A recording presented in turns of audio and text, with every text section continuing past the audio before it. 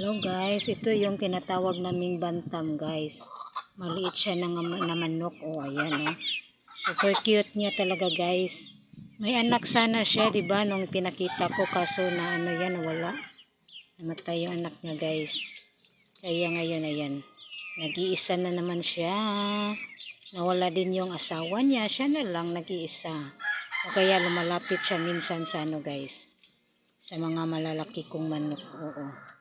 Yan, ito yung nilapitan niya palagi guys. So, tingnan nyo. Diba? Magkasing kulay rin sila. O, yan. Yan, nakaano siya kasi ang liit-liit niya guys. So, tumitingin pa. Tumitingin sa akin. Anong iniisip kaya nito? Anong iniisip mo sa kanya? Ayan o.